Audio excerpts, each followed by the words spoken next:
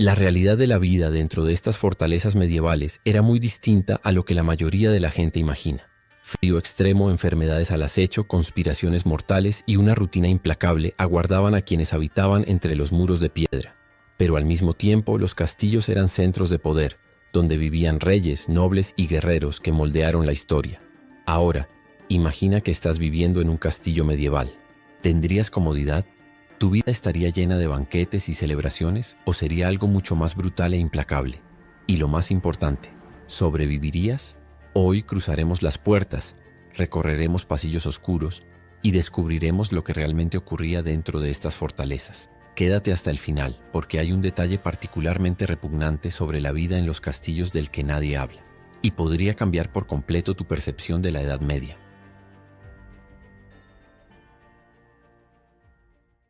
El nacimiento de un castillo. ¿Por qué eran esenciales? En la Edad Media, un castillo no era solo un símbolo de poder, sino una necesidad estratégica. Estas imponentes estructuras eran fundamentales para mantener el control sobre los territorios, disuadir invasiones y demostrar dominio sobre facciones rivales. Ya fueran construidos sobre colinas elevadas, a orillas de ríos o en lo profundo de los bosques, su ubicación era elegida meticulosamente para garantizar la máxima defensa y visibilidad. Construir un castillo era una empresa colosal que requería años de planificación, enormes recursos financieros y una fuerza laboral altamente especializada. Canteros, carpinteros, herreros y obreros trabajaban sin descanso bajo condiciones duras. El proceso solía comenzar con la construcción de una motte and bailey, una fortaleza de madera sobre una colina artificial, antes de que con el tiempo fueran reemplazadas por castillos de piedra mucho más duraderos. La transición de la madera a la piedra se debió a la necesidad de contar con defensas más sólidas. Los castillos de madera eran vulnerables al fuego y a la putrefacción, mientras que las fortalezas de piedra podían resistir asedios brutales. Sin embargo, extraer y transportar piedra no era tarea fácil. Grandes bloques de caliza tenían que ser extraídos, tallados y transportados a largas distancias, lo que a menudo requería equipos de bueyes y semanas de esfuerzo agotador. Un ejemplo perfecto es el castillo de Rochester en Inglaterra, construido en 1127. Diseñado para resistir ataques normandos, tenía muros de hasta 4 metros de espesor, una torre del homenaje colosal y un sistema defensivo tan avanzado que incluso tras intensos asedios permaneció casi inconquistable durante años. Más allá de la seguridad, los castillos servían como el corazón de la sociedad feudal. Desde dentro de sus muros de piedra, el señor ejercía una autoridad absoluta sobre su dominio. El gran salón era el centro político y social, donde se tomaban decisiones importantes, se celebraban banquetes y se administraba justicia. Los castillos también funcionaban como bases militares.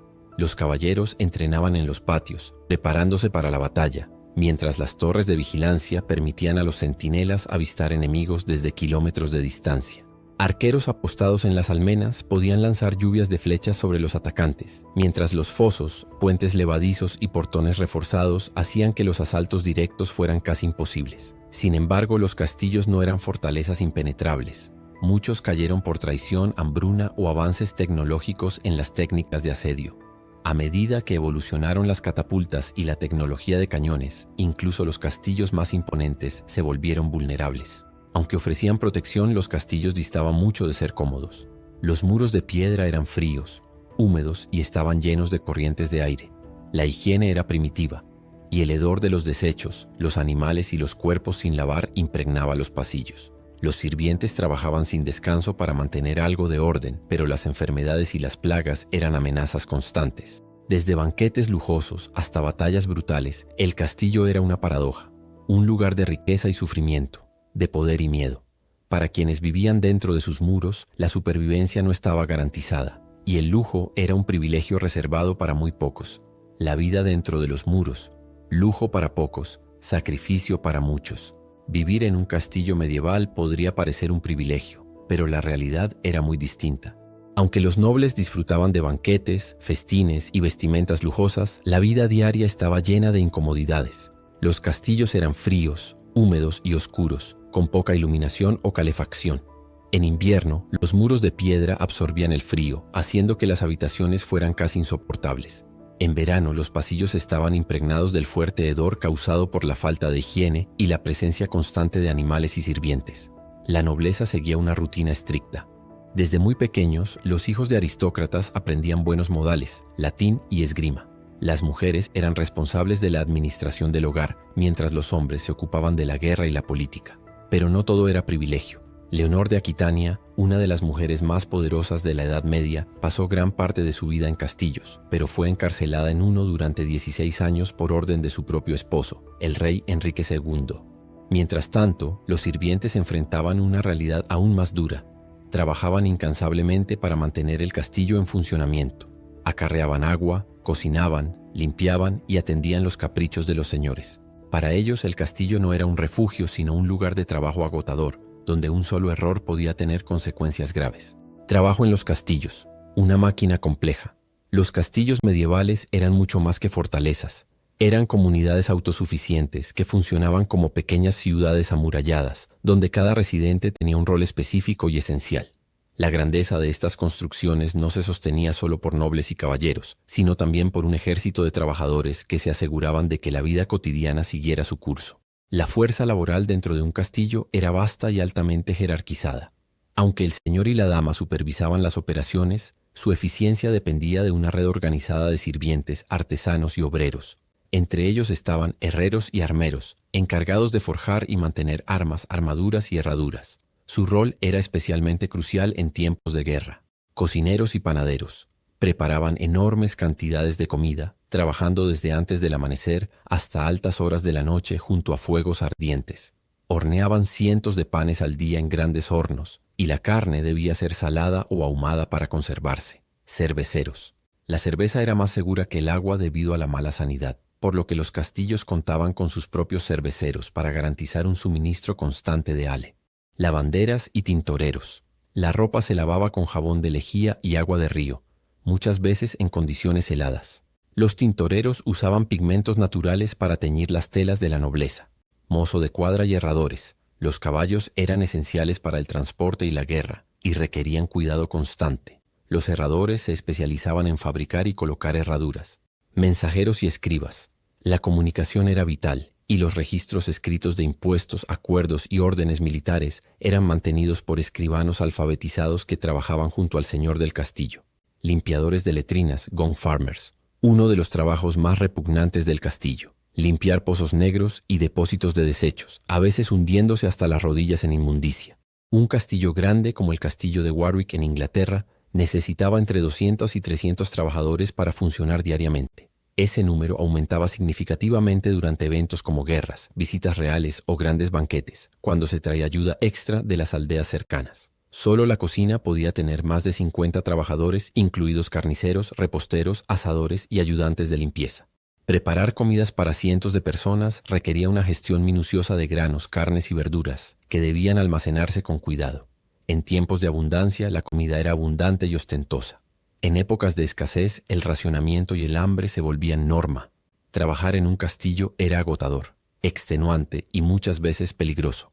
Muchos sirvientes trabajaban desde el amanecer hasta la medianoche, con pausas mínimas. Los suelos fríos y húmedos de piedra, el levantamiento de cargas pesadas y la constante exposición al humo y al fuego causaban dolencias físicas frecuentes. Romper las estrictas reglas de conducta podía acarrear castigos severos. Un simple error, como dejar caer comida destinada a un noble, podía resultar en una flagelación pública. Faltas más graves, como el robo, podían ser castigadas con el destierro o incluso la ejecución. Dado que la mayoría de los trabajadores vivían dentro del castillo, ser expulsado significaba perder comida, refugio y protección, lo que muchas veces equivalía a una sentencia de muerte por inanición. Durante la guerra o un asedio, la carga de trabajo se duplicaba. Defensores y obreros debían reforzar muros, preparar aceite hirviendo, reparar armas y administrar los escasos suministros de comida. Los asedios podían durar semanas o meses, obligando a los habitantes a tomar decisiones extremas, racionar alimentos, sacrificar caballos o incluso recurrir a comer cuero y ratas.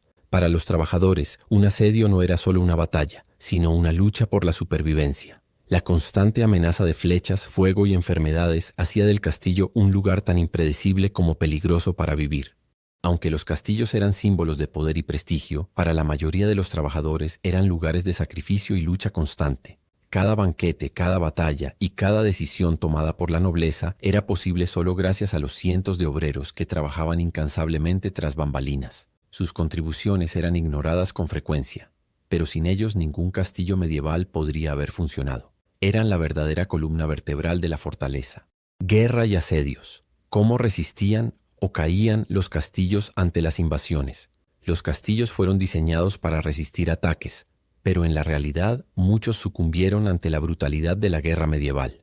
Los señores feudales invertían fortunas en muros elevados, fosos profundos y puertas reforzadas, pero los ejércitos enemigos siempre encontraban formas creativas de vulnerar estas defensas. Uno de los ejemplos más famosos de resistencia en un asedio fue el del castillo de Rochester, en el año 1215. Los rebeldes que defendían la fortaleza soportaron meses de ataques del rey Juan de Inglaterra. Sin embargo, su resistencia se rompió cuando las tropas del rey excavaron un túnel bajo la torre principal y prendieron fuego a troncos empapados en grasa de cerdo, lo que provocó el colapso de la estructura. Este evento demostró que incluso los castillos más imponentes tenían puntos débiles. Las tácticas de ataque variaban. Se usaban catapultas para derribar muros, arietes para destruir portones, o simplemente se rodeaba el castillo y se lo asediaba hasta que sus habitantes murieran de hambre. Durante un asedio, la vida dentro de los muros se volvía insoportable. Los suministros se agotaban, el hambre se apoderaba de todos y las enfermedades se propagaban con rapidez, haciendo que la rendición fuera muchas veces inevitable. Vivir en un castillo podía parecer seguro, pero en tiempos de guerra, estar detrás de muros de piedra no garantizaba protección. A veces, solo significaba aplazar lo inevitable. Misterios y secretos de los castillos. Detrás de los altos muros de un castillo se escondían secretos que pocos conocían. Pasadizos ocultos, cámaras secretas e incluso sistemas avanzados de espionaje formaban parte de la vida cotidiana en estas fortalezas. Muchos castillos contaban con túneles secretos utilizados para escapes estratégicos o para transportar suministros durante los asedios sin ser detectados. El castillo de Edimburgo en Escocia es un ejemplo célebre. Excavaciones han revelado un complejo sistema subterráneo que pudo haber sido utilizado durante épocas de guerra. Más allá de rutas de escape, también existían secretos más oscuros. Las mazmorras de los castillos eran temidas, aunque no todas se usaban para tortura, como suele creerse. Algunas simplemente funcionaban como prisiones para enemigos nobles o traidores. Sin embargo, existen registros históricos de cámaras de tortura reales en castillos como el de Nuremberg, donde se utilizaron terribles instrumentos medievales. Los castillos también poseían ingeniosos sistemas de espionaje. Algunos tenían paredes huecas o agujeros disimulados que permitían escuchar conversaciones en otras habitaciones. Esto era esencial para reyes y señores feudales, que vivían con el miedo constante a la traición. Los misterios de los castillos revelan que eran mucho más que fortalezas. Eran centros de intriga, poder y secretos cuidadosamente guardados. ¿Qué ocurría por la noche en los castillos? La noche en un castillo medieval estaba lejos de ser la imagen tranquila que muchos imaginan. Sin electricidad, las únicas fuentes de luz eran antorchas y velas, que proyectaban sombras inquietantes sobre los fríos muros de piedra. Patrullas de guardias recorrían las murallas para asegurarse de que ningún enemigo se acercara, mientras que dentro de los salones a menudo ocurrían actividades secretas. Los nobles solían realizar reuniones discretas durante la noche, donde se discutían alianzas, acuerdos políticos e incluso conspiraciones. Muchos castillos albergaban espías e informantes que intercambiaban mensajes confidenciales bajo la protección de la oscuridad. Además, los sanadores y médicos medievales preferían trabajar de noche, atendiendo a los heridos y enfermos lejos de las miradas curiosas de otros residentes. Pero la noche también traía peligros. El fuego era una de las mayores amenazas dentro de un castillo. Una vela mal colocada podía incendiar tapices, muebles de madera o colchones de paja, desencadenando tragedias irreversibles. Un ejemplo moderno fue el incendio en el castillo de Windsor en 1992, pero incidentes similares eran comunes en la Edad Media, destruyendo secciones enteras de fortalezas. Mientras que el día en los castillos estaba lleno de actividad intensa, la noche era un momento de misterio, tensión y, para muchos, miedo. Traiciones y conspiraciones. La política mortal dentro de los castillos. Los castillos no eran solo fortalezas físicas, sino también campos de batalla políticos, donde las traiciones y conspiraciones eran moneda corriente. Los señores feudales, caballeros e incluso la realeza debían vigilar constantemente tanto a sus enemigos como a sus aliados dentro de sus propios muros.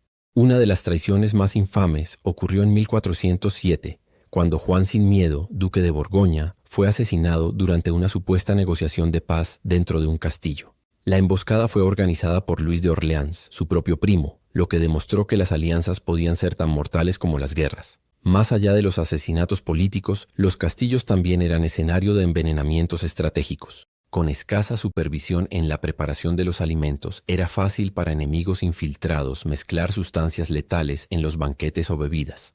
Muchas muertes misteriosas entre la nobleza medieval fueron atribuidas a estas tácticas, incluyendo el presunto envenenamiento del rey Carlos II de Navarra. La desconfianza entre nobles era tan intensa que muchos construían salas de reunión secretas o dormían en habitaciones ocultas dentro de los castillos para evitar ataques nocturnos. En el mundo de la nobleza medieval, confiar en alguien era un riesgo, y la lealtad podía desaparecer tan rápido como una hoja desenvainada. Matrimonios por poder y amores prohibidos. En los castillos medievales, los matrimonios rara vez tenían que ver con el amor. Eran acuerdos estratégicos destinados a consolidar alianzas, expandir territorios y fortalecer dinastías. Los jóvenes nobles casi nunca tenían voz en la elección de su pareja. Esta decisión era tomada por sus padres o incluso por el propio rey. Uno de los casos más conocidos fue el matrimonio de Isabel de Valois con Carlos VI de Francia. Casada a una edad muy temprana, Isabel se encontró en una unión política mientras el rey sufría episodios de locura. Más adelante, ella se enamoró de otro hombre, un romance prohibido que podría haberle costado la vida si hubiese sido descubierto. Pero no todos los matrimonios políticos eran fríos. Algunos evolucionaban hasta convertirse en vínculos de verdadero afecto, mientras que otros terminaban en traiciones o incluso asesinatos. Reinas y princesas que se enamoraban de caballeros o sirvientes enfrentaban riesgos mortales. Un caso célebre fue el de Marguerite Porete, quien fue ejecutada bajo cargos de herejía, aunque según rumores fue condenada por haber mantenido un romance prohibido con un noble casado. Dentro de los castillos el amor era un juego peligroso. Quienes seguían su corazón en lugar de la política a menudo pagaban un precio muy alto. El lado de los castillos que nadie menciona. Mucho se habla sobre la grandeza de los castillos medievales, pero pocos mencionan los detalles más incómodos de la vida en su interior. La verdad es que para la mayoría de las personas vivir en un castillo era sucio, frío e insalubre. La higiene era uno de los mayores problemas. Sin baños modernos, la solución más común era arrojar los desechos humanos a agujeros que conducían directamente a los fosos o riachuelos cercanos. El olor era insoportable, y muchas veces el agua utilizada para beber y cocinar estaba contaminada, provocando brotes de enfermedades. Los piojos y pulgas eran enemigos constantes. Incluso los nobles sufrían infestaciones, ya que los baños eran escasos y la ropa se lavaba con poca frecuencia. Las camas y alfombras acumulaban suciedad durante meses, convirtiendo las habitaciones en criaderos de parásitos. Además, la estructura misma de los castillos, con sus pasillos oscuros y muros de piedra húmedos, favorecía el crecimiento de moho, lo que afectaba la salud de los residentes. Algunos creen que los propios castillos contribuyeron a la propagación de epidemias como la peste negra, que devastó Europa en el siglo XIV. Ahora que conoces la realidad de los castillos medievales, queda una pregunta importante. ¿De verdad querrías vivir en uno?